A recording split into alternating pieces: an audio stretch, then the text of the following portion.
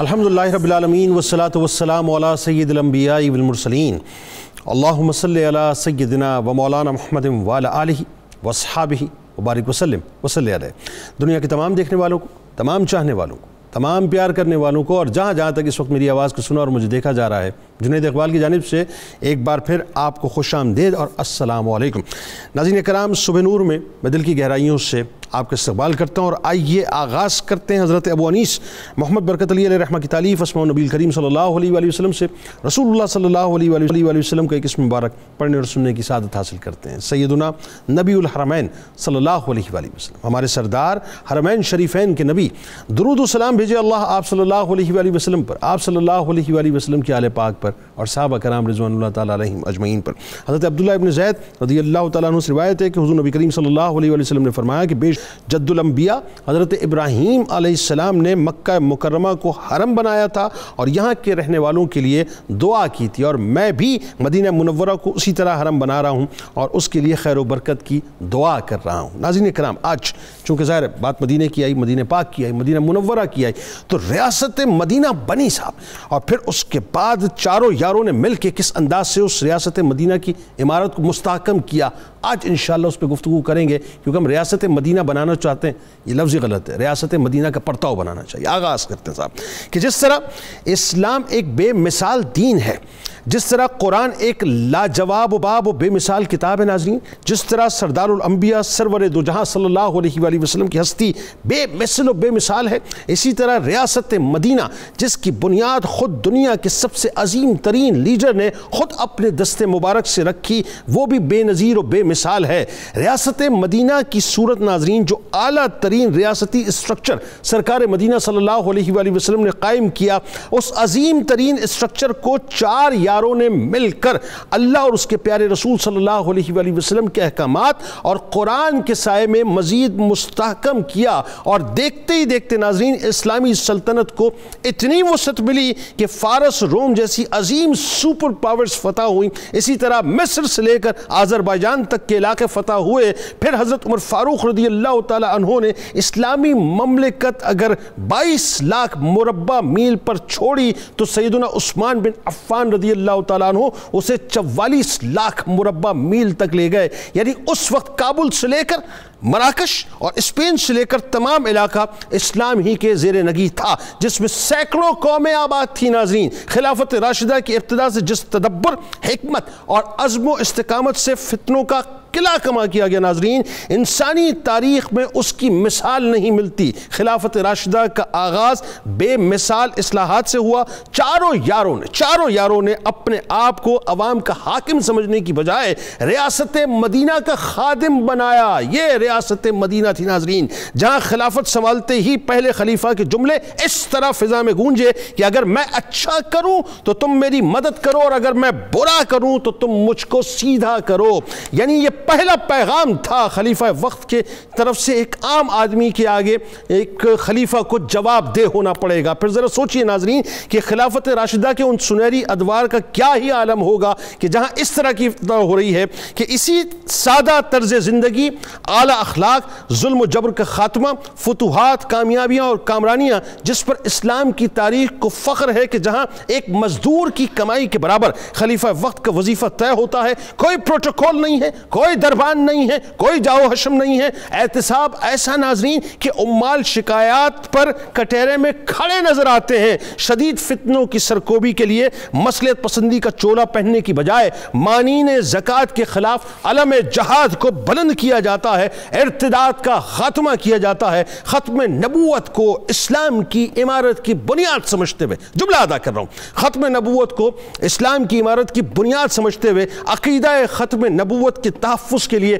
مسیلمہ کذاب اور دیگر جھوٹے مدعیان نبوت کی مکمل طور پر سرکوبی کی جاتی ہے، اور اپنے عمل سے ثابت کیا جاتا ہے کہ عشق مصطفیٰ صلی اللہ علیہ وآلہ وسلم اور عقیدہ ختم نبوت و تحفظ ناموس رسالت ہی ایمان اور اسلام کی اساس ہے۔ ناظرین کرام، وہاں اسلام مقدم تھا صاحب، وہاں حدود اللہ مقدم تھیں، وہاں ناموس رسالت صلی اللہ علیہ وآلہ وسلم مقدم تھی، وہاں سرکار مدینہ صلی اللہ علیہ وآلہ وسلم کا چھوڑا ہوا ویژن مقدم تھا۔ اقلیتوں کو جان، مال، عزت، آبرو، مذہبی آزادی کا تحفظ دیا اور ان کے حقوق و فرائض کا مکمل طور پر تعین کیا، اور ریاست مدینہ کے اندر تمام شہریوں کو ان کا جائز مقام دیا۔ حسن انتظام سے تعلیمات مصطفی صلی اللہ علیہ وآلہ وسلم کو مضبوط اور مستحکم بنیادوں پر استوار کیا، مگر باغیان ریاست، جملہ ذرا نوٹ کر لیجئے گا، مگر باغیان ریاست کا ساتھ ساتھ قلعہ کما کیا۔ وہاں کوئی پریشر، کوئی مصلحت سے کام نہیں لیا گیا، مگر فتنوں کے دور میں مدینہ کی پاک زمین کو کشت و خون سے محفوظ رکھ کر اپنی جانوں تک کے نذرانے پیش کیے گئے۔ بلا شبہ ناظرین، خلافت راشدہ اسی ریاست مدینہ کا تسلسل تھی، فرق صرف یہ تھا کہ رسول کریم صلی اللہ علیہ وآلہ وسلم کے عہد میں ریاست کی باغ دوڑ ایک نبی کے دست مبارک میں تھی، اور خلافت راشدہ میں ریاست کی باغ دوڑ چاروں خلفائے راشدین، چاروں یاروں کے دست ہائے مبارک میں تھی، کہ رسول اللہ صلی اللہ علیہ وآلہ وسلم کے بعد خلافت راشدہ مسلمانوں کی روحانی، اخلاقی، علمی، معاشی، معاشرتی، سیاسی، عسکری، انتظامی ترقی کی اعلیٰ ترین مثال ہے۔ ناظرین کرام، ریاست مدینہ کا مطلب یہ ہے کہ ہم رسول اللہ صلی اللہ علیہ وآلہ وسلم کے مکمل نظام کو اپنے لیے واحد نمونہ عمل سمجھیں۔ جملے پہ ذرا غور کیجئے گا، کاکٹل سوسائٹی نہ بنائیں۔ جیسے خلفائے راشدین نے واحد نمونہ عمل انہی کی ذات اقدس کو سمجھا، رسول کریم صلی اللہ علیہ وآلہ وسلم کے جہاد کو اپنے لیے ایک مثال بنائیں جیسے خلفائے راشدین نے بنایا، رسول کریم صلی اللہ علیہ وآلہ وسلم کے صبر اور قناعت کو اپنے لیے رہنما بنائیں جیسے خلفائے راشدین نے بنایا، رسول کریم صلی اللہ علیہ وآلہ وسلم کے احتساب کے نظام کو اپنائیں۔ جب ہم نیت اچھی، اخلاص عمدہ اور اہلیت بھرپور رکھیں گے جیسے خلفائے راشدین نے رکھا، تو ہم رسول کریم صلی اللہ علیہ وآلہ وسلم کی ریاست مدینہ کے ماڈل سے اپنی ریاست کو اتنا ہم آہنگ کر سکیں گے جتنا خلفائے راشدین نے کیا۔ ہمارے حکمرانوں کو، ناظرین میں جملہ ادا کرنا چاہتا ہوں موجودہ حکمرانوں کو، کہ ہمارے حکمرانوں کو اگر ریاست مدینہ میں خلفائے راشدین کے ذرّی کارناموں اور اصولوں کی روشنی میں نظام حکومت چلانے کی خواہش ہے، جس کا ظاہر بار بار اظہار ہوتا ہے، تو مصلحتوں اور سمجھوتوں سے بالاتر ہو کر دلیرانہ انداز میں آگے بڑھنا ہوگا۔ بس صورت دیگر صرف نعرے اور دعوے رہ جائیں گے۔ قرآن کو منشور بنا کر غلامی رسول صلی اللہ علیہ وآلہ وسلم کا طوق گلے میں پہن کر سرکار مدینہ صلی اللہ علیہ وآلہ وسلم کی ختم نبوت اور ناموس رسالت کی حفاظت کا علم اٹھا کر عشق مصطفیٰ صلی اللہ علیہ وآلہ وسلم کو ہی اپنا مکمل حوالہ بنانا ہوگا۔ یہی ایک نجات کا راستہ ہے ناظرین، باقی سب دھوکہ ہے۔ آئیے آغاز کرتے ہیں۔ تین ممتاز شخصیات ناظرین ہمارے ساتھ موجود ہیں جو یقیناً کسی تعارف کی محتاج نہیں ہیں۔ پہلی شخصیت انتہائی بزرگ شخصیت ہے، انتہائی قابل احترام شخصیت ہے، محترم جناب جسٹس ریٹائرڈ نذیر اختر میاں صاحب تشریف فرما ہے۔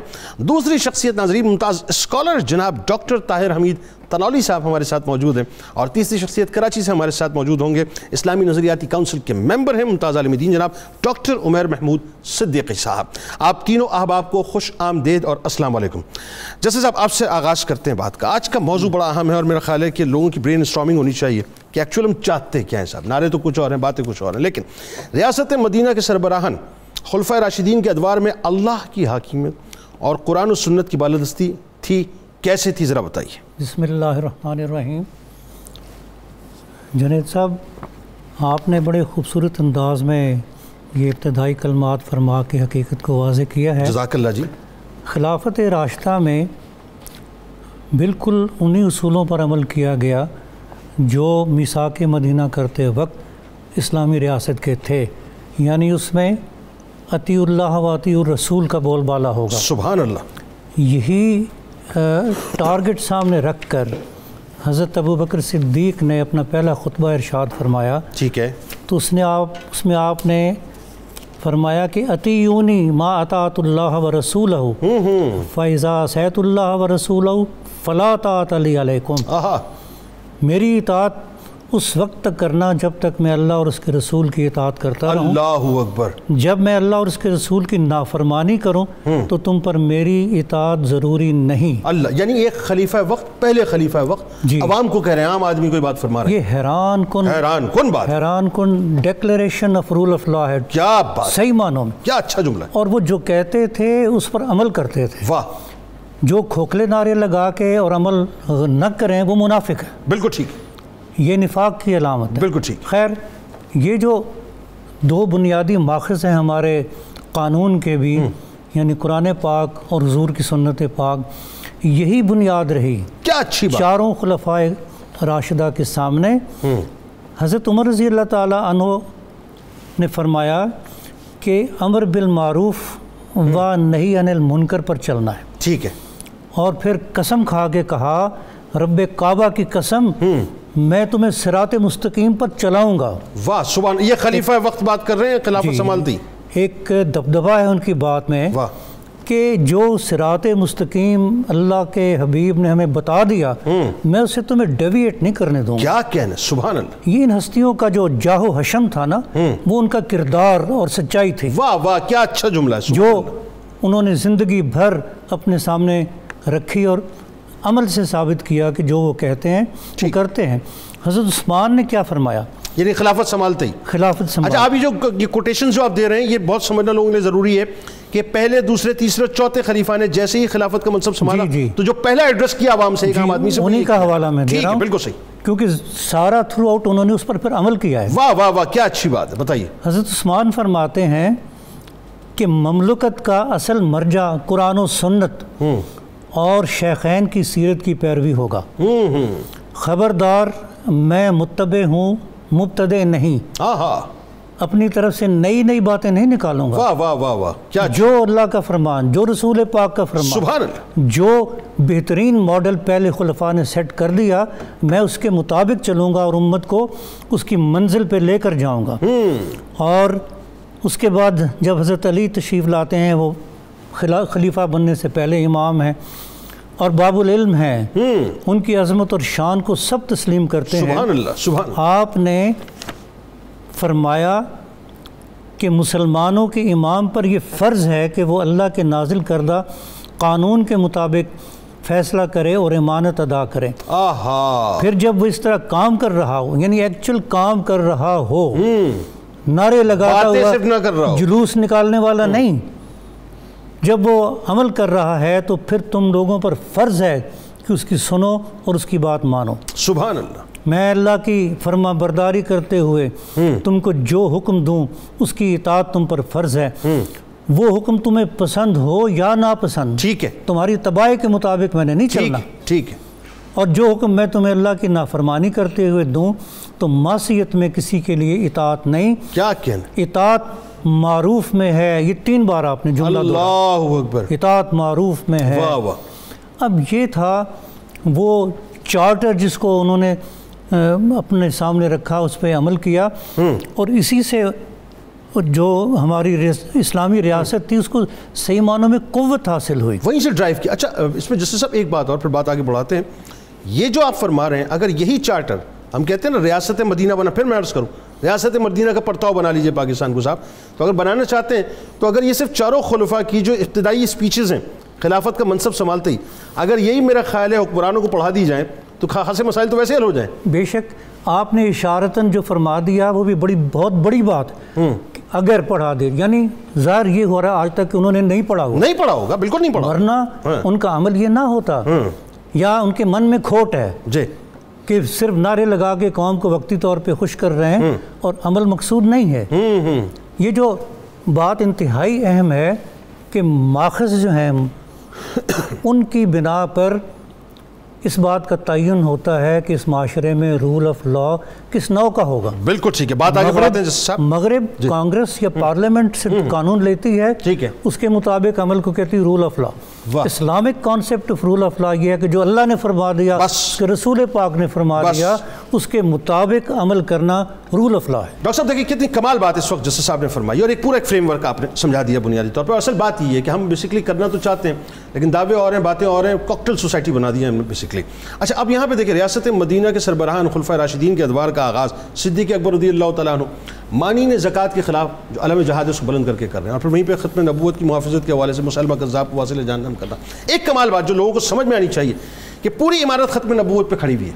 بات یہ ہے کہ تاریخ اسلام میں جتنی شہادتیں غزوات اور جنگوں کی صورت میں ہوتی ہیں تقریباً 250 کے قریب ہیں لیکن صرف ایک جنگ یمامہ میں جو ہے 1250 سے اوپر شہادتیں جس میں 700 کے قریب حفاظ صرف ختم نبوت کی محافظت کے لیے. بتائیے. بسم اللہ الرحمن الرحیم. جنید صاحب بہت شکریہ. جیسے صاحب نے بھی ارشاد فرمایا کہ خلافت راشدہ کا بنیادی ڈھانچہ اور بنیادی فیچرز کیا تھے. ریاست مدینہ دنیا کے لیے ایک آئیڈیل سٹیٹ ہے. جب بھی دنیا آئیڈیل اسٹیٹ کی طرف بڑھے گی کہ وہ کون سی مثالی ریاست ہے جس میں انسانیت کو ہر طرح کے حقوق اور تحفظ حاصل ہے، تو ریاست مدینہ سامنے آئے گی۔ اس والے سے دو باتیں ہم نے سمجھنی ہیں، ریاست مدینہ قائم کیسے ہوتی ہے اور ریاست مدینہ مستحکم کیسے ہوتی ہے۔ واہ، بتائیے۔ قائم ہوتی ہے سنت نبوی سے، سبحان اللہ، اور مستحکم ہوتی ہے سنت ابو بکر صدیق سے۔ بھائی کیا کہنے، آپ سے نے کس طرح قائم فرمائی ہم نے ڈسکس کیا تھا پہلے۔ جب ریاست مدینہ قائم ہو گئی، اب اس کا استحکام ان اصولوں کے تحفظ میں ہے جن پر وہ ریاست قائم ہوئی۔ سبحان اللہ۔ وجہ یہ ہے جنید صاحب کہ پورا جو اسلامک سٹرکچر ہے یہ ایک یونٹی ہے، ایک وحدت ہے۔ یہاں میں آپ کی اجازت سے خطبہ العباس سے ایک جملہ کوٹ کرنا چاہوں گا۔ علامہ اقبال نے جب یہ تصور دیا تھا کہ ہمیں ایک الگ ملک چاہیے تو کیوں چاہیے، علامہ نے فرمایا the social ideal of Islam is organically related to the religious side, it's religious side, negation of the one will eventually result into negation of the other۔ Islam کے سماجی، سیاسی اور معاشرتی مقاصد اس کے دینی مقاصد سے نامیاتی طور پہ جڑے ہوئے ہیں۔ بالکل ٹھیک ہے، ایک کا انکار دوسرے کا خود بہت انکار ہوتا ہے۔ بالکل ٹھیک ہے، یہ شعور ہمیں ملتا ہے سیدنا صدیق اکبر کی بالکل ٹھیک اسلوب سے اور آپ کی سنت سے۔ درست۔ جیسے ہی آپ نے انتظام سنبھالا خلافت کا تو جو چیلنجز درپیش تھے وہ کیا تھے؟ وہ اسلام کے ایک آئیڈیل جو تھے ان کی نیگیشن تھی۔ اب سیدنا صدیق اکبر پہ یہ بات واضح تھی، اگر میں نے اس کو نہ روکا تو پورے دین کی اور پوری ریاست کی نیگیشن ہو جائے گی۔ ٹھیک ہے، لہٰذا آپ نے اس کو ٹیک اپ کیا، اور باوجود ان حالات کے، جبکہ ان حالات میں بڑے بڑے صحابہ یہ مشورہ دے رہے تھے کہ ہمیں نرمی اختیار کرنی چاہیے۔ سیدنا عمر فاروق رضی اللہ عنہ، سیدنا ابوبکر صدیق نے کیا فرمایا؟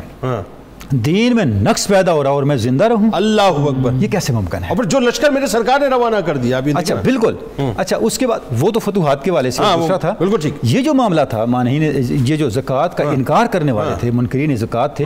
اچھا اب یہاں پہ دو طرح کے مسائل تھے۔ ٹھیک ہے، ہمیں یہ بھی سمجھنا چاہیے کہ صدیق اکبر نے یہ جملہ کب ارشاد فرمایا؟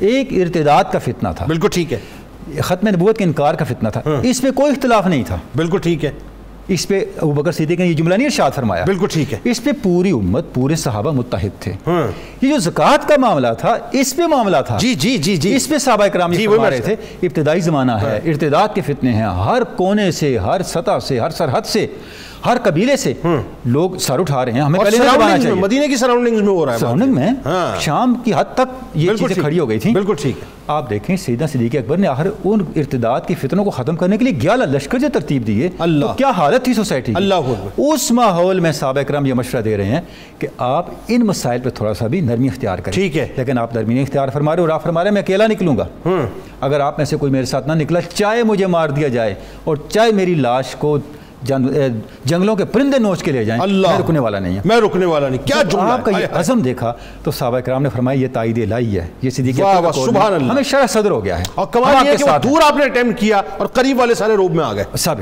آ گیا۔ اب اس پہ آگے چل کے جو سیدنا صدیق اکبر نے اسٹیپس لیے، جو زکوٰۃ کے منکرین تھے ان کے حوالے سے بھی، ٹھیک، اور ختم نبوت کا بتائیے تاکہ بات آگے اور ختم نبوت کے حوالے سے۔ اچھا اب جو ختم نبوت کا معاملہ تھا اس پہ جنید صاحب پہلا کام آپ نے یہ کیا۔ اچھا آپ دیکھیں یہ فتنہ آپ صلی اللہ علیہ وسلم کے زمانے سے شروع ہو گیا تھا، ٹھیک ہے، ٹھیک ہے، مثلاً مسلمہ کذاب تھا، اسود انسی تھا، اور دوسرا تھا اسد خویلد تھا۔ یہ جو معاملات تھے آپ کے زمانے میں شروع ہو گئے، تو ایک جو تھا اسود انسی وہ تو آپ کے زمانے میں قتل بھی ہو گیا۔ بالکل ٹھیک ہے، اور آپ نے شاید ایک آدھ دن پہلے آپ کو یہ اطلاع اللہ رب العزت کی طرف سے عطا ہو گئی کہ وہ قتل ہو گیا، اور آپ نے فرمایا ایک بہت جری اور ایک بہت ہی نجیب و شریف خاندان کے فرد نے، فیروز دہلوی نے اس کو قتل کر دیا۔ بالکل ٹھیک۔ اچھا اس سے یہ ٹرینڈ بھی سیٹ ہو گیا کہ آگے کرنا کیا ہے، آگے کرنا کیا ہے، یہ اصل بات ہے، امت نے کرنا کیا ہے، کمپرومائز نہیں کرنا، کمپرومائز نہیں کرنا۔ یعنی آپ نے جس نے اعلان کیا اس یا جو آدھا اظہار کر رہا ہے اس کو کیسے ریئیکٹ کرنا ہے، وہ مسلمہ کذاب کے والے سے آپ نے بتا دی۔ بس مختصراً بتا دیجیے جنگ یمامہ کا تاکہ کلیئرٹی آ جائے کہ ہوا کیا تھا وہ۔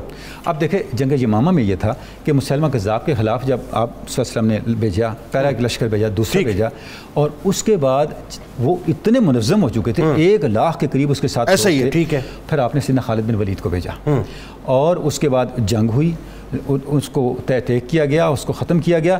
تو یہ سارے کا سارا جو معاملہ تھا جس طرف آپ نے اشارہ کیا، 1250 صحابہ کرام شہید ہو رہے تھے، شہید ہو رہے تھے۔ یہ کیا تھا؟ یہ بنیادی طور پہ اس فتنے کو ختم کرنا تھا جو آگے بچے دے رہا تھا. اللہ اکبر. آپ دیکھیں میں تھوڑا سا آپ کی خدمت عرض کرنا چاہوں گا کہ آپ نے جو 11 لشکر تشکیل دیے، قبیلہ بنو اسد کی طرف آپ نے خالد بن ولید کو بھیجا، اکرمہ ابن ابی جہل اور شرجیل بن حسنہ، اور بعد میں خالد بن ولید کو یمامہ بھیجا، اور شرجیل بن حسنہ کو عمر بن عاص بالکل اس طرف بھی بھیجا مدد کے ساتھ. خالد بن سید کو ملک شام کی سرحد پہ جو فتنہ تھا. عمر بن عاص کو بنو قزا کے مرتدین کے خلاف بھیجا. حذیفہ بن محسن کو دبا کے مرتدین کے خلاف. عرفجہ بن برسمہ کو اہل مہرہ کے. مان بن جابر کو بنو حوازن کے. سوید بن مکرن کے یمن اور تہامہ کے. علا بن حضرمی کے بحرین کے. اور مہاجر بن امیہ کو صنعاء کے مرتدین کے خلاف. یعنی ایک ہی وقت اتنا پھیلا ہوا فتنہ، آپ رکے نہیں. بات یہ کمپرومائز، یعنی حدود اللہ کے معاملے میں بھی کمپرومائز نہیں کیا، اور ناموس رسالت اور ختم نبوت کے معاملے میں بھی. اور اس پہ اتنا جامع آپ کا سٹیپ دیکھیں. یہ نہیں کہا پہلے اس کو ختم کروں پھر ادھر جاؤں گا. ایسا نہیں. آپ نے کہا جی بات یہ کہ جو ختم نبوت کا دعوے دار ہے وہ زمین پہ نہیں چاہیے، بس دوسری بات نہیں. یہ آپ کی سپریم کانسٹیٹیوشنل اتھارٹی ہے. یہ اسٹیٹ فاؤنڈیشن ہے، یہ اسٹیٹ کی باؤنڈریز ہیں، یہ اسٹیٹ کی آئیڈینٹی ہے. اس پہ کوئی کمپرومائز. بالکل ٹھیک. بات آگے بڑھاتے ہیں. ڈاکٹر صاحب آپ کی طرف کراچی ریاست مدینہ کے سربراہان خلفائے راشدین نے اپنے اپنے ادوار میں، اب جو بات میں آپ سے کر رہا ہوں وہ ذرا لوگوں کو بہت آسان الفاظ میں سمجھانا ہے کہ انتہائی سادہ طرز حکمرانی آپ نے کی ہے، اور جس کی بنیاد ظاہر ہے سرکار مدینہ صلی اللہ علیہ وآلہ وسلم کو نظام جو انہوں نے رکھی. یعنی کوئی وی آئی پی کلچر نہیں تھا، کوئی پروٹوکولز نہیں تھے، کوئی دربان نہیں تھے، کوئی درباری نہیں تھے. 2.5 فٹ اونچی گاڑیاں ظاہر ہے اس زمانے میں جو کچھ بھی وہ ترکی گھوڑے اور وہ چیزیں بھی نہیں تھیں. بتائیے ذرا سا. بسم اللہ الرحمن الرحیم. خلیفہ زمین پر اللہ تبارک و تعالیٰ کا نائب، محمد الرسول اللہ صلی اللہ علیہ وسلم کا خلیفہ اور عوام کا نمائندہ ہوتا ہے. ٹھیک.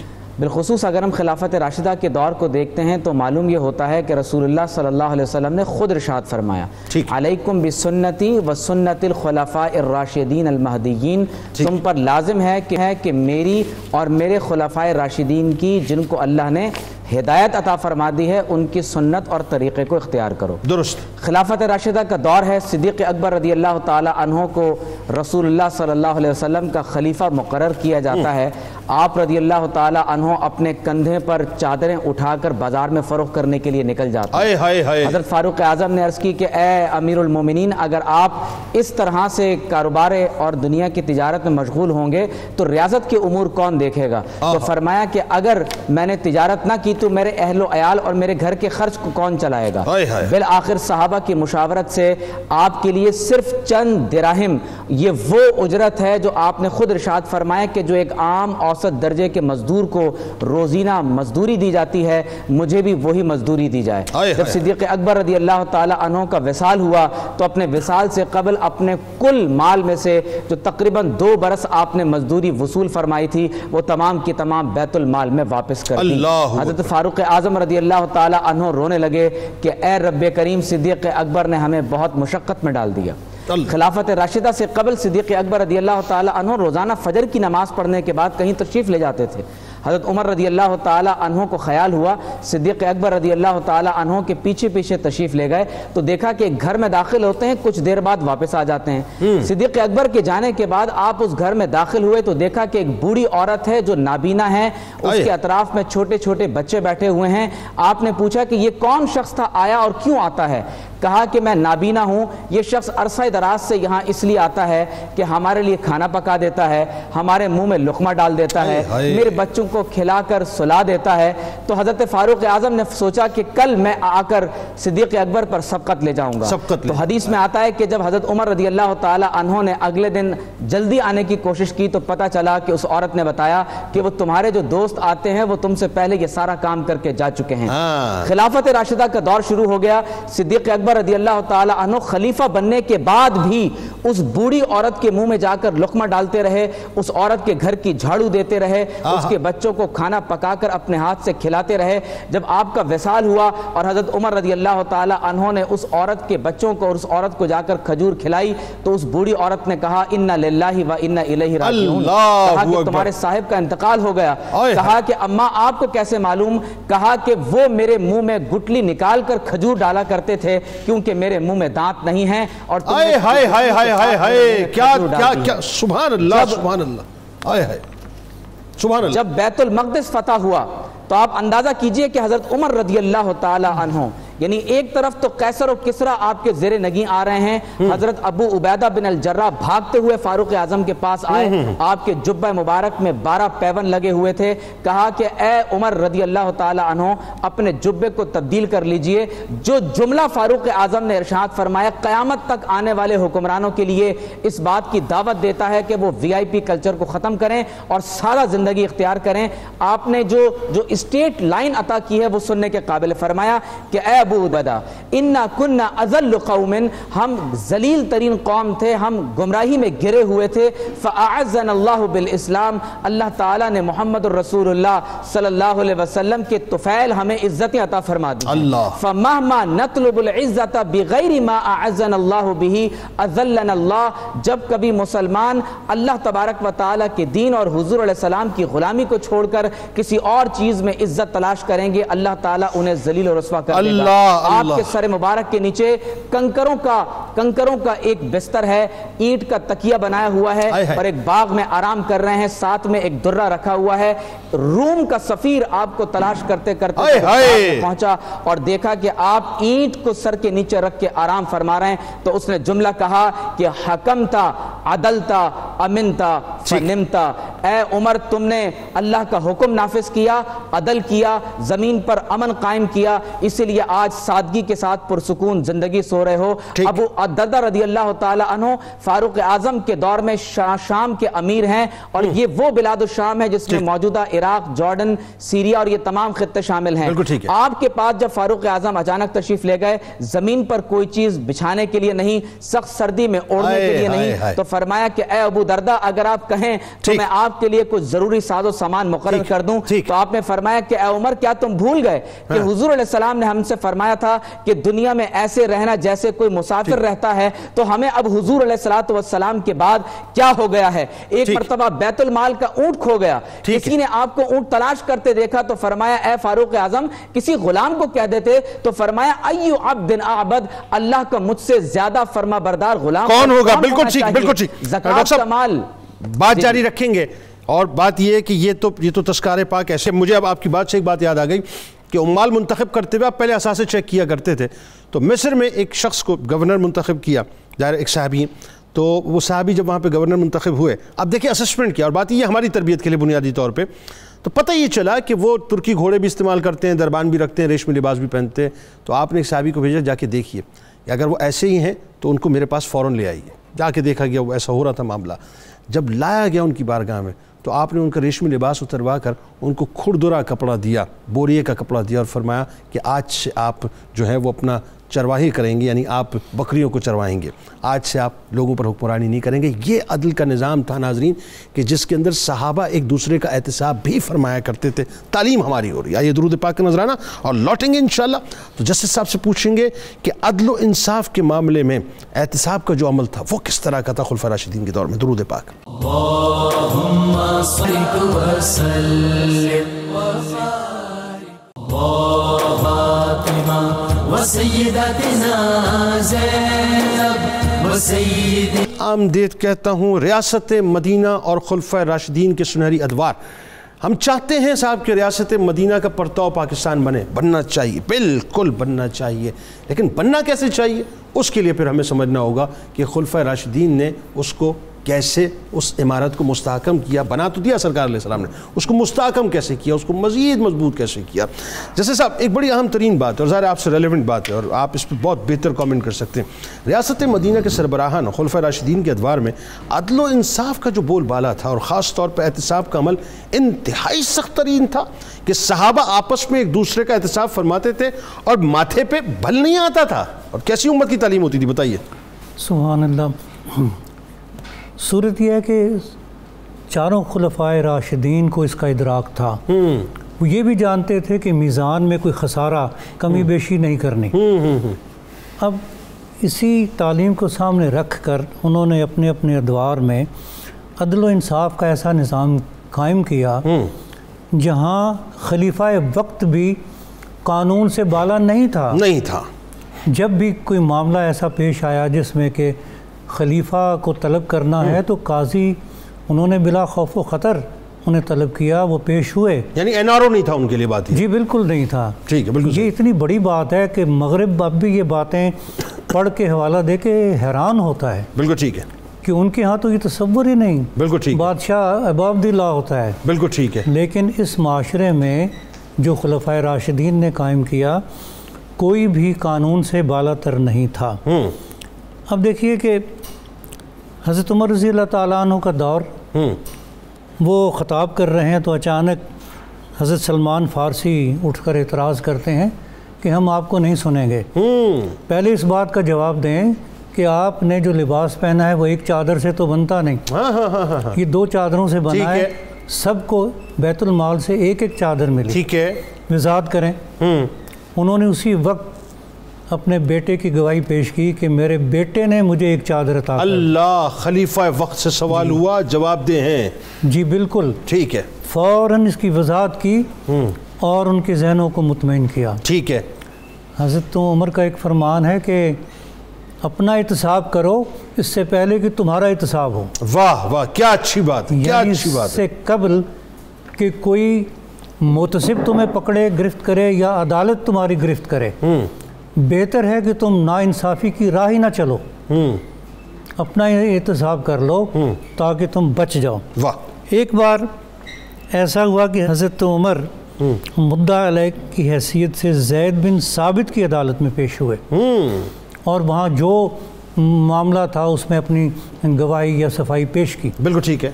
حضرت علی رضی اللہ تعالیٰ عنہ قاضی شرح کی عدالت میں پیش ہوئے. اب وہ مسئلہ تھا زرع کی ملکیت. ٹھیک ہے. مولا کائنات مولا علی کرم اللہ وجہ الکریم، اللہ اکبر. اور جو ڈسپیوٹ کر رہا ہے مخالف فریق، وہ کہہ رہا ہے یہ زرع میری ہے. حضرت علی فرما رہے ہیں کہ زرع تو میری ہے. اللہ اکبر. قاضی کے سامنے گواہی جو دی گئی، ایک آپ کا غلام قمبر تھا اور دوسرے آپ کے فرزند امام حسن. اللہ، یعنی گواہ بھی نادر ہیں. اللہ اکبر. جی، اور خود امام علی، اللہ اکبر، ان کا فرمانا ہی کافی ہے. فرمانا ہی کافی ہے صاحب. لیکن جو حضور نے ایک درس دیا ہے نا کہ آپ نے ڈسیزن دینا ہے according to the record before you. کیا اچھی بات ہے. اور ریکارڈ پر جو باتیں آئیں، قاضی نے کہا کہ غلام کی گواہی اور اپنے بیٹی کی گواہی آپ کے لیے کافی نہیں. اللہ اکبر. کوئی اور پیمانہ سیٹ کر دیا. جی جی، پیمانہ سیٹ کر دیا. اب اور تو کوئی ثبوت ہے نہیں، چنانچہ مقدمے کا فیصلہ آپ کے خلاف کر دیا. اللہ اکبر، اللہ اکبر. اور آپ نے اسے خوش دلی سے قبول کیا. جو دوسرا فریق تھا اس کو پتہ تھا کہ ذرا انہی کی ہے. اس فیصلے کے بعد روایتیں ہیں کہ مسلمان ہو گیا. اللہ، آپ کے اس عمل کی وجہ سے. اس عمل کی وجہ آپ نے یہ بتایا کہ اسٹیٹ کی رٹ یا انصاف کی رٹ جو وہ چیلنج نہیں ہوگی. بات جی. واہ. اچھا، یہ بھی معروف واقعہ ہے کہ حضرت عمر کے فرزند، جنہیں ابو شامہ بھی کہتے تھے اور نام عبد الرحمن، انہوں نے شراب نوشی کی. ان کی گرفت ہوئی اور حضرت عمر نے فوراً حکم دیا کہ ان کو 80 کوڑے لگائے جائیں اور پھر اپنے ہاتھ سے لگائے کوڑے. اللہ اکبر. تو 80 کوڑے کھانے کے بعد ان کا انتقال ہو گیا. اللہ اکبر. آپ نے کوئی نرمی نہیں برتی کیونکہ یہ عدل و انصاف کا تقاضا تھا. ٹھیک ہے. شریعت کے حکم نافذ کرنے میں نہ سرکار نے کبھی نرمی برتی، ٹھیک، نہ صحابہ کرام یا خلفائے راشدین نے اس میں کوئی یعنی کوئی کمپرومائز نہیں. بس مختصراً بتائیے تاکہ بات آگے بڑھاتے ہیں. جی. اب یہ دیکھیے کہ حضرت علی فرماتے ہیں کہ اپنی ذات سے بھی عدل کریں اور دوسرے لوگوں سے بھی. اور وہی آیت سامنے رکھ کے کہ وَإِذَا حَكَمْتُمْ بَيْنَ النَّاسِ أَن تَحْكُمُوا بِالْعَدْلِ. اور سرکار کا بھی یہ فرمان ان کے پیش نظر کہ عادل حاکم کا ایک دن زاہد کی 60 سالہ عبادت سے بہتر ہے. ٹھیک ہے، بالکل صحیح. اب شاہ غسان جبلہ بن اہم نے بھی اسلام قبول کیا تھا. طواف کے دوران جو واقعہ، طواف کے دوران ایک بدو کا پاؤں اس کے پیچھے لٹکتے ہوئے لباس پہ آ گیا. اتفاقاً اس نے فوراً اس بدو کو ایک تمانچہ لگایا جس سے ان کا دانت ٹوٹ گیا.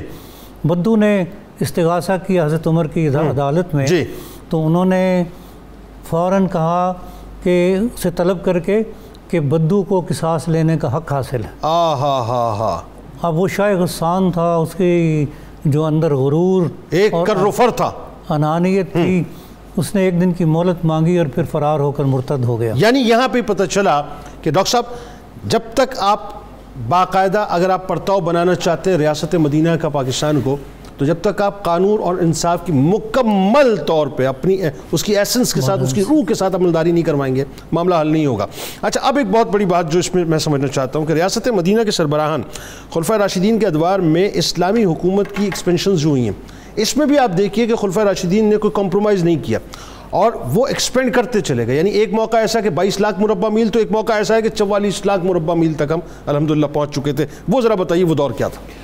جناب صاحب، یہ جو پہلو ہے جس طرف آپ نے اشارہ کیا کہ خلافت راشدہ کے دوران اسلامی جو ریاست تھی وہ مشرق میں وسط ایشیا سے لے کے مغرب میں شمالی افریقہ تک پھیل چکی، واہ واہ واہ، اور اس کا آغاز لشکر اسامہ تھا۔ یعنی سرکار دو عالم صلی اللہ علیہ وسلم خود اس کی بنیاد سبحان اللہ، تشریف لے گئے، جو لشکر سرکار نے روانہ کیا تھا۔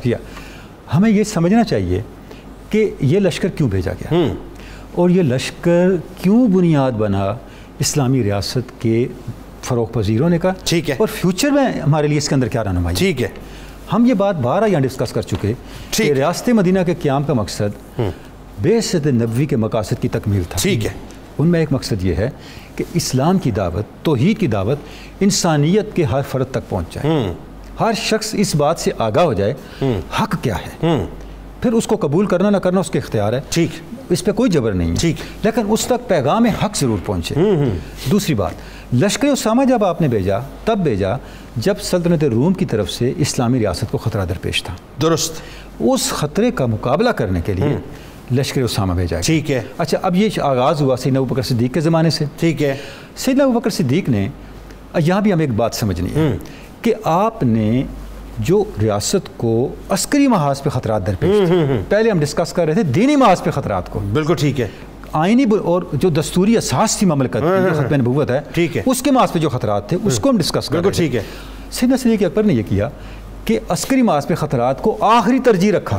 اچھا، آپ دیکھیں 13 ہجری میں اپنی خلافت کے آخری سال میں آپ نے تمام صحابہ کرام کو بلایا، ان سے مشورہ کیا اور ملک شام کے خلاف اقدامات کرنے کے لیے جو وہ سازشیں کر رہا تھا، ٹھیک ہے، لشکر ترتیب دی۔ ٹھیک ہے، یعنی اس کا مطلب یہ ہے کہ عسکری محاذ پہ کوئی پیش قدمی کرنا آپ کی آخری ترجیح تھی۔ ٹھیک ہے، اس کے باوجود لشکر اسامہ کو پہلے بھیج دیا۔ واہ، کیوں بھیجا؟ واہ، یہ ایمان تھا حضور اکرم صلی اللہ علیہ وسلم کے اقدامات پر آپ کا۔ اللہ اکبر، اللہ اکبر، گویا اسلامی ریاست کا اور ریاست مدینہ کا سربراہ بننے کا اہل وہ شخص ہے واہ، جو اقدامات رسالت پہ ہر طرح کے شک و شبہ سے بالا تر ہو کے یقین رکھتا ہے۔ ایک دفعہ یہ جملہ دوبارہ دہرائیں۔ دیکھیں، میں آپ کی خدمت میں یہ عرض نہیں، یہ کرتا ہوں، جملہ دہرائیں دوبارہ۔ اسلامی ریاست، میں اس میں ایک جملے کا اضافہ کرنا چاہوں گا، دوبارہ دہرائیں۔ اسلامی ریاست کی بنیادیں صرف دستوری نہیں ہوتی، صرف عسکری نہیں ہوتی، اعتقادی بھی ہوتی ہیں، ایمانی بھی ہوتی ہیں۔ واہ واہ واہ، کیا اچھی بات ہے۔ کوئی اسلامی ریاست، اس کی میں 20 مثالیں آپ کی خدمت میں پیش کر سکتا ہوں، ایمانی اساس کے بغیر وجود میں نہیں آتی۔ قائد اعظم کی زندگی کو پھر صرف نعرے، کھوکھلے نعرے، دور کیوں جاتے ہیں؟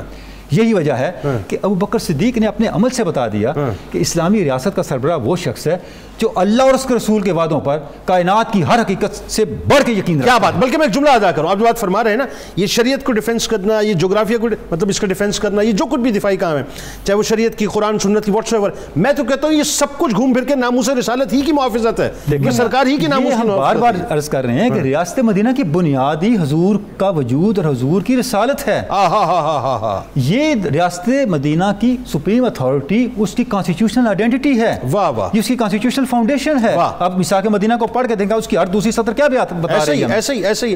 اچھا، ایک چیز اور ڈاکٹر صاحب ذرا بتائیے، صدیق اکبر رضی اللہ تعالیٰ عنہ آخری دور کے اندر عسکری جو ہے قوت کو استعمال کر رہے ہیں، عمر فاروق رضی اللہ تعالیٰ عنہ اوفنسو رہے۔ اچھا، اس کے بعد آپ دیکھیں حضرت عثمان کیسے حلیم الطبع، لیکن آپ دیکھیے کہاں تک ایکسپینڈ کر دیا۔ اچھا، اب آپ دیکھیں جب سیدنا ابوبکر صدیق کے زمانے میں یہ سارا معاملہ ہوا اور آپ نے 13 ہجری میں جیسے میں نے عرض کیا کر کے لشکر بھیجنا شروع کیا، اس کو کنٹینیو کیا سیدنا عمر فاروق۔ جی، کیونکہ عراق کے محاذ پہ، شام کے محاذ پہ اور جہاں جہاں پر بھی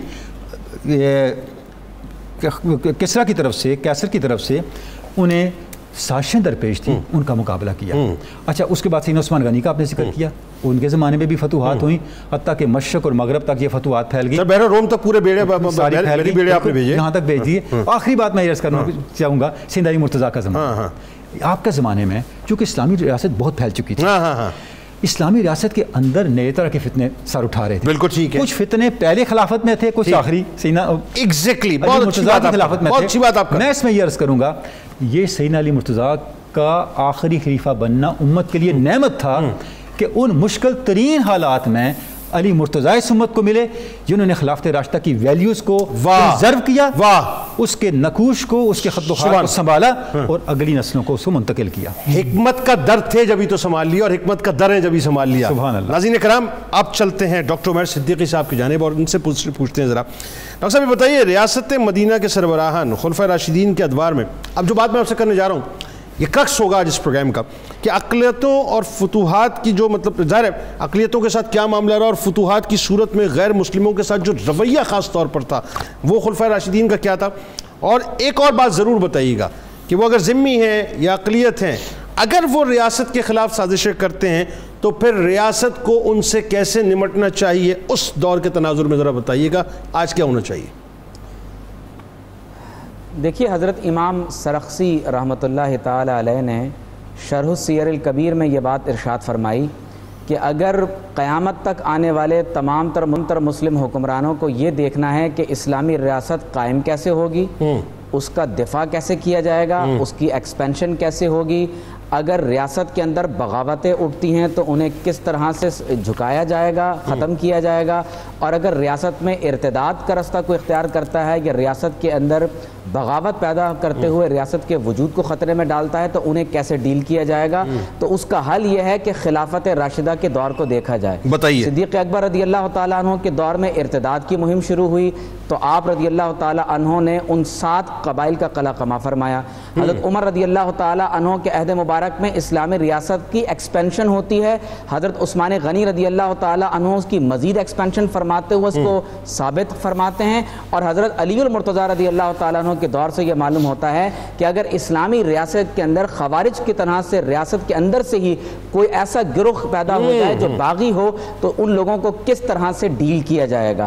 اب آپ دیکھیے کہ خاص طور پر جب رعایا کی بات کی جا رہی ہے تو ذمیوں کے اندر بیت المقدس کے لوگوں کے ساتھ معاہدہ ہو رہا ہے. معاہدہ کیا ہو رہا ہے کہ امان دی جا رہی ہے کہ اعطاہم امانا لانفسہم واموالہم ولکنائسہم وصلبانہم، فرمایا کہ امان دی جا رہی ہے ان کی جان، مال، عزت، آبرو کی حفاظت کی، ان کے چرچز، ان کے کراس، ان کے بیمار، ان کے صحت یاب لوگ، وسائری ملتیہ، ان کی پوری قوم کو ریاستی سطح پر امان دی جا رہی ہے. ان کے چرچز پر کوئی حملہ نہیں کرے گا، اسے منہدم نہیں کیا جائے گا، ان کی عمارتوں کو یعنی چھوٹا نہیں کیا جائے گا، نہ ان کے مال میں سے کوئی چیز چوری کی جائے گی، ان کے دین کے بارے میں انہیں مجبور نہیں کیا جائے گا. لیکن ساتھ میں ایک یہ شق بھی لکھی جا رہی ہے کہ اس بیت المقدس میں کسی یہودی کو رہنے کی اجازت نہیں ہوگی. اسی طرح سے جب باقاعدہ شام فتح ہو رہا ہے تو کیا معاہدہ ہو رہا ہے، ذمیوں کو کیا حقوق دیا جا رہے ہیں. ڈاکٹر صاحب ایک جملہ بیچ میں، سوری ٹو انٹرپٹ یو، ایک جملہ وہ جو عیسائی پادری نے جب وہ کہا کہ جی آپ یہاں پہ اس چرچ میں نماز ادا کر لیں، آپ نے وہ بھی پڑھنا جو ہے وہاں پہ پسند اس لیے نہیں کیا کہ کہیں میرے بعد میرے فالوورز ہیں اس جگہ کو مسجد نہ بنا لیں، یعنی اقلیتوں کی عبادت گاہ جو ہے وہ کیپچر نہ ہو جائے. آگے بات کیجئے. جی یقیناً یہ آپ نے ایک ایسی عملی مثال قائم فرمائی ہے کہ قیامت تک آنے والے لوگ اس کو فالو کریں. فرماتے مسلمانوں کو منع کر دیا جائے کہ ذمیوں پر ظلم نہ کریں، ان کو نقصان نہ پہنچائیں، ان کا مال بغیر تجارت یا شرعی حکم کے بلا وجہ نہ کھائیں، اور فرمایا کہ جو شرطیں عائد کی جا رہی ہیں ان کو پورا کیا جائے. فرمایا کہ میں تمہیں وصیت کرتا ہوں کہ اللہ اور اس کے رسول علیہ السلام نے جن لوگوں کا تمہیں ذمہ دیا ہے یعنی وہ اقلیت ہیں، ذمی ہیں، ان کے ساتھ اپنے معاہدوں کو پورا کرو اور ان کی حمایت میں جنگ کرو. یہاں پر حضرت عمر رضی اللہ تعالیٰ عنہ کے دور کا ایک واقعہ بڑا قابل توجہ ہے. ایک شخص نے دین کے بارے میں بے ادبی کا ارتکاب کیا اور وہ غیر مسلم تھا. حضرت غرفہ رضی اللہ تعالیٰ عنہ نے اس کو بڑا زوردار تھپڑ مارا. تو وہ شخص حضرت عمر بن العاص کے پاس گیا اور کہا کہ میں تو ذمی ہوں لیکن یہ آپ کے ساتھی نے مجھے تھپڑ کیوں مارا. جب آپ کو عدالت میں پیش کیا گیا تو آپ نے فرمایا کہ ان لوگوں کے ساتھ جو ہم نے معاہدہ کیا ہے یہ اقلیت ہیں یا ذمی ہیں تو ان کو اس بات کی اجازت نہیں ہو سکتی کہ یہ اللہ کے رسول صلی اللہ علیہ وسلم کے دین کا مذاق اڑائیں. تو عدالت میں قاضی نے کہا کہ یہ عمل آپ نے درست کیا. اسی طرح سے حضرت عمر رضی اللہ تعالیٰ عنہ کے دور میں ایک شخص، آپ اندازہ کیجئے کہ بچے کہیں کھیل رہے تھے، اس نے نعوذ باللہ من ذالک رسول اللہ صلی اللہ علیہ وسلم وسلم کی شان میں توہین کا ارتکاب کیا اور وہ غیر مسلم تھا، ذمی تھا. اور یاد رکھ لیجئے کہ اگر اسلامی ریاست میں کوئی ذمی، کوئی اقلیت توہین رسالت کا ارتکاب کرتا ہے تو اس سے ریاست کا معاہدہ ٹوٹ جاتا ہے. یہ اس سے بھی زیادہ بدترین گناہ ہے. جیسے اسلامی ریاست میں رہتے ہوئے کوئی، یعنی آپ سمجھے کسی دوسرے ملک کے لیے پاکستان کے خلاف جاسوسی کرنے لگے، تو اب آپ بتائیے کہ اگر وہ مائنورٹیز میں سے ہو یا میجورٹیز میں سے ہو، اگر وہ ملک کے دفاع کو خطرے میں ڈالے گا تو پھر اس سے ریاست کا کیا ہوا امن کا معاہدہ ٹوٹ جاتا ہے. تو حضرت عمر رضی اللہ تعالیٰ عنہ کے دور میں بچوں نے اس شخص کو قتل کیا اور فاروق اعظم رضی اللہ تعالیٰ عنہ نے اس یعنی عمل پر ان کو سزا نہیں دی. اسی طرح سے ایک بہت ہی اہم جو وقت ختم ہو گیا، دو جملوں میں عمر رضی اللہ تعالیٰ عنہ کے دور میں جی آپ نے یہ باقاعدہ آرڈر دیا کہ جو لوگ ذمی ہیں اور بوڑھے ہیں، کام کرنے سے معذور ہو گئے، پہلے دولت مند تھے اب غریب ہو گئے، اب ریاست ان کے اور ان کے بچوں کا خرچہ اٹھائے گی. یہ وہ مثال ہے جو قیامت تک کے لیے تمام آنے والے حکمرانوں کے لیے مشعل راہ ہے. بالکل بالکل، دونوں انتہائیں آپ نے بتا دی صاحب کہ ایک طرف یہ، ان طرف یہ انتہا ہے. اب فیصلہ ہمیں کرنا ہے ریاست مدینہ کا پرتو پاکستان کو کیسے بنانا ہے. یہ بڑی صاحب ایسی باتیں جس کو سمجھنے کی اور سمجھانے کی بہت حد تک ضرورت ہے. کتاب الشفا، روحانی ترقی کا وظیفہ. جو شخص ہر فرض نماز کے بعد 11 بار سورہ فاتحہ کی تلاوت کا معمول بناتا ہے تو اسے روحانی ترقی نصیب ہوتی ہے اور اس کا دل عبادت الہی کی طرف مشغول ہو جاتا ہے انشاءاللہ. حضرت علی کرم اللہ وجہ الکریم کا بڑا کمال قول مبارک سنیے کہ اگر کوئی تم سے امید رکھے تو اسے مایوس مت کرو، کیونکہ لوگوں کی امیدوں کا تمہارے ساتھ وابستہ ہونا تم پر اللہ کی رحمت کی علامت ہے. ٹویٹر پہ ضرور فالو کیجئے، فیس بک پیج کو ضرور لائک کیجئے، یوٹیوب چینل کو ضرور سبسکرائب کیجئے، بیل آئیکن کو کلک کیجئے گا. آپ وہاں موجود ہیں، یہاں موجود ہیں، مل کے نعرہ لگاتے ہیں. اس دعا، اس امید، اس یقین کے ساتھ اجازت دیں کہ لا یؤمن احدکم حتی اکون احب الیہ من والدہ وولدہ والناس اجمعین. اللہ تعالیٰ آپ کا، ہمارا، ہم سب کا، پاکستان کا اور امت مسلمہ کا حامی و ناصر ہو. آمین. پاکستان کا مطلب کیا؟ لا الہ الا اللہ محمد رسول اللہ صلی اللہ علیہ وسلم. وعلى آله وصحبه وبارك وسلم.